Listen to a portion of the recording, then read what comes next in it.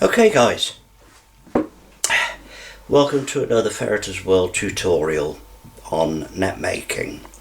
Now, the one thing that I haven't covered so far in the tutorials that I've done is changing colours. Excuse me, that's better.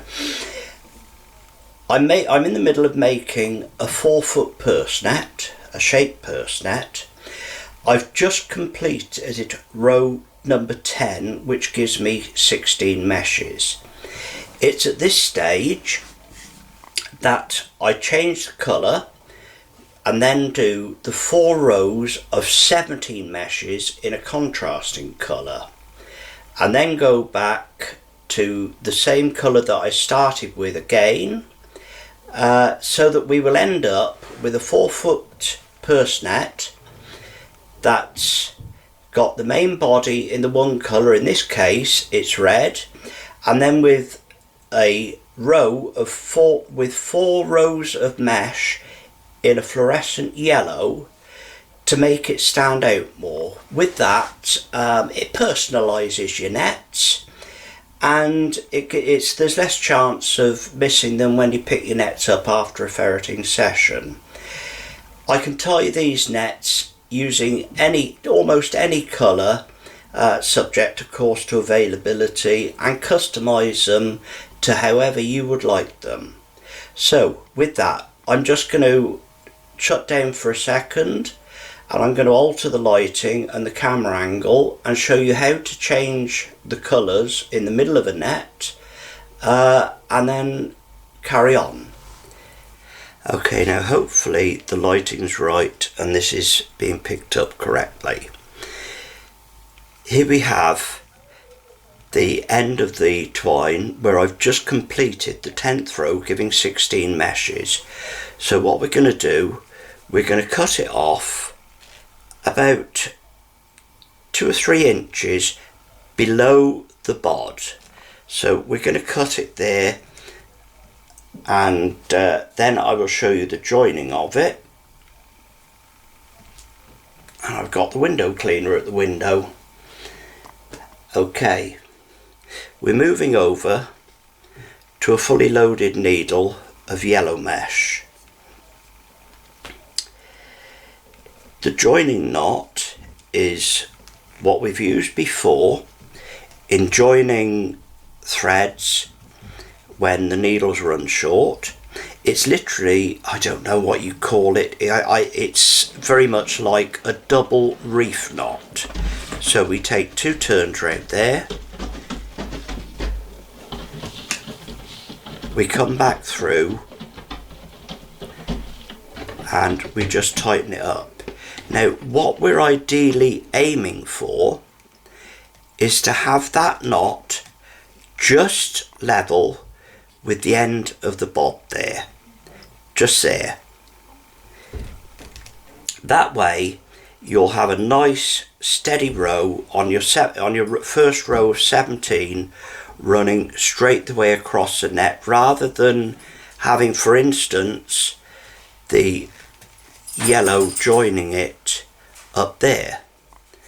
It would just look a little bit odd. I like to keep all of my nets in a regular way.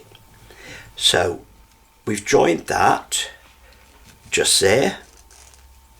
Now we're going to trim it off and singe the ends just to make sure that the knot looks tidy and it's melted in. So just for a change, I'm using scissors, and there we have it, trimmed off. We can now pull that off the bod. It gives us a little bit more room to work with the lighter. Okay, and we just check that knot nice and tight, not slipping, just for extra security and to tidy it up. We'll just give it a quick singe on the end, making sure that you don't burn the actual thread.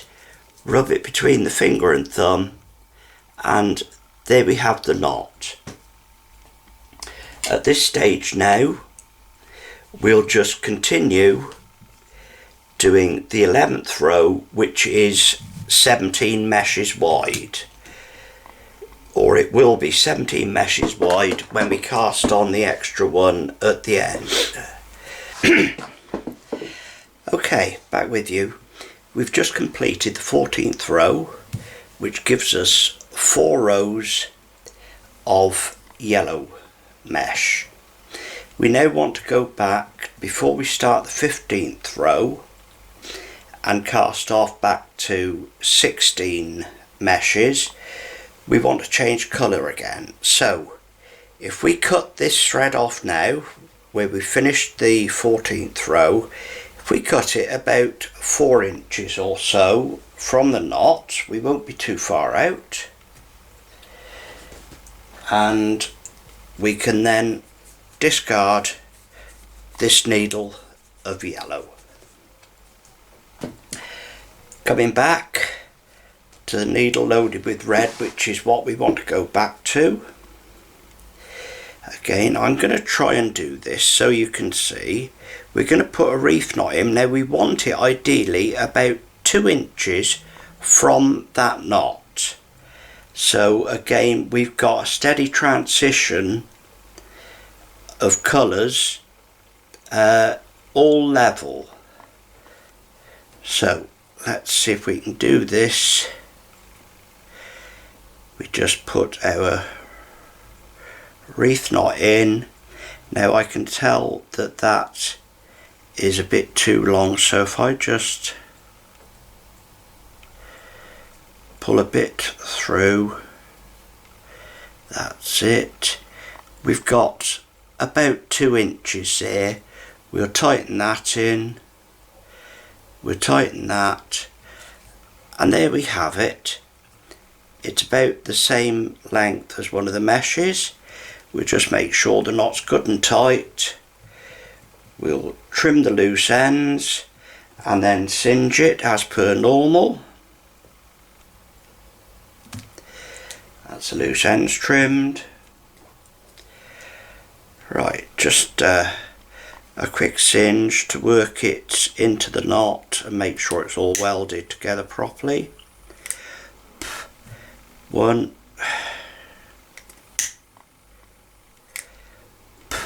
2, little bit of a roll between the finger and thumb, and there we have it. Nice neat knot. All we need to do now is to go back to our normal netting and carry on. This row is going to be cast off to 16 meshes wide to form the second part of the tapered net, and we're just tying as normal, like so. Okay guys, here's the finished product. We've got a nice smooth transition there from the red to the yellow, and again a nice smooth even transmission all the way through the yellow back through to the red. Completed product, complete with drawstring and peg, and that's how they should look. Thanks very much guys.